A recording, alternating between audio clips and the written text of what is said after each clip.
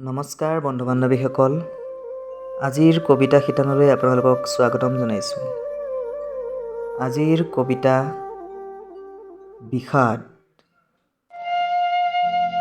পাঠ কৰিছে ভূপেন হীৰা,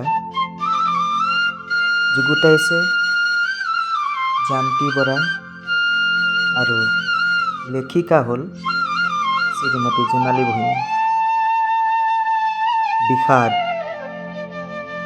তুমি গুচি গলা ন, এবাৰো ক'ব নোৱাৰিলা কি যন্ত্ৰণাত দগ্ধ হৈ আঁতৰি গলা এই মানৱ সমাজৰ পৰা। তুমি নাই বাবে মোৰ জীৱনটো নিস্তব্ধ হৈ আছে। বিষাদে ভৰা মোৰ জীৱন তুমি আঁতৰি যোৱাৰে পৰা।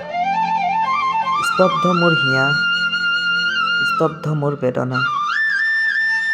কেনেকৈ ইমান সৰৱ মাত এটা, মাত নহয় যেন এটা আতাহ হঠাৎ নীৰৱ হৈ পৰিব পাৰে।